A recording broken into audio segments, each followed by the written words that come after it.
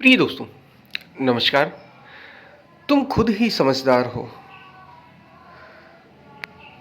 इसी पर हम वीडियो में बात करेंगे। उससे पहले अगर आप चैनल पर नए हो तो सब्सक्राइब भी करें। वीडियो को पूरा सुनेंगे तो आप इसका अधिक लाभ ले पाएंगे। पसंद आए वीडियो तो शेयर ज़रूर करें, शेयर करना ना भूलें। और हमने गीता सीरीज़ की शुरुआत की है, ज़रूर जुड़ें।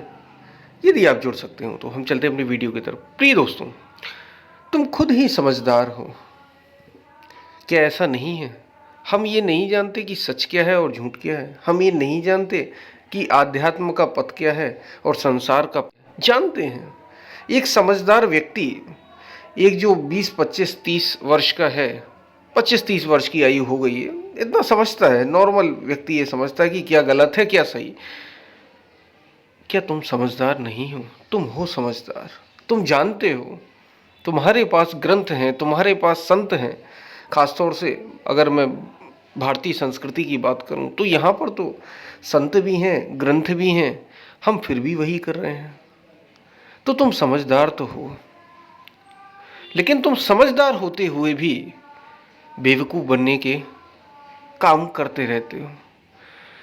हमारे संतों ने यही कहा कि जो जानते हुए भी संसार की ओर बढ़ रहा है, उसे और क्या कहा जाए? उसे ना समझ कहा जाए, उसे बेवकूफ़ कहा जाए। हम जानते हैं कि गलत क्या है और सही क्या है। क्या हम नहीं जानते क्रोध गलत है? क्या हम नहीं जानते वासना गलत है?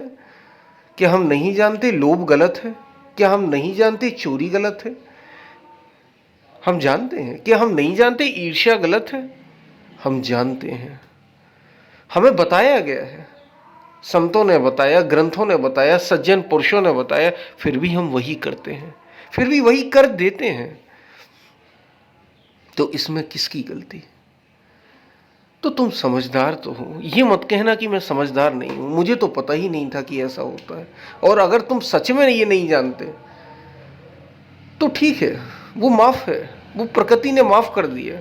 वो वैसे भी प्रकृति माफ कर ही देती है। लेकिन तुम तो जानते बूझते वही कर रहे हो। तुम अपने को माफ कैसे करोगे? अगर कोई ईश्वर है जो ऊपर बैठा है, होता है, वो माफ कर देगा। प्रकृति भी चलो माफ कर देगी तुम्हें, लेकिन तुम क्या अपने आप को माफ कर पाओगे? सबसे बड़ी समस्या यही होती है कि हम खुद को माफ नहीं कर पाते, क्योंकि हमें पता होता है कि हमने जानते बूझते गलती की है। जानते बूझते। और जब तुम जानते बूझते गलती नहीं करते तो उस समय गलती हो भी जाती है तो तुम्हें उतना पश्चाताप नहीं होता। लेकिन जब तुम जानते बूझते गलती करते हो तो फिर तुम बहुत दुखी हो जाते हो। यही दुख का एक बहुत बड़ा कारण भी है। ईर्ष्या, राग, द्वेष, आलस। क्या हम नहीं जानते आलस बेकार है? हम नहीं जानते प्रमाद बेकार है?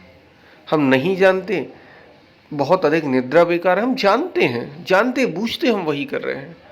इसलिए तुम समझदार तो हो। जरा समझदारी दिखाना सीखो। जरा समझदारी लाओ जीवन में। समझदार तो तुम हो। अब जीवन में समझदारी लाओगे कैसे, इसको तुम्हें जानना है। जीवन में उसे जो जाना है, जो समझा है, उसे जीवन में लाना है, उसे जीवन में उतारना है। यही अध्यात्म है। सत्य का अधिकार, आत्मा का अधिकार तुम पर हो, ना कि तुम्हारे मन, इंद्रियों, शरीर का अधिकार या बाहरी सोसाइटी का अधिकार तुम पर हो। शायद बात को आप समझ पा रहे होंगे। तो बस यही बात कही जा रही है। तुम समझदार तो हो। समझदारी दिखाना सीखो। समझदारी जीवन में लाना सीखो। केवल समझदार मत बने रहो। शायद आप बात को समझ पा रहे हो क्या कही जा रही है। तो ये मत कहना कि ना समझना। और अगर बिल्कुल समझ नहीं आ रहा तो एक सीधी सी बात छोटे शब्दों में कही जा रही है।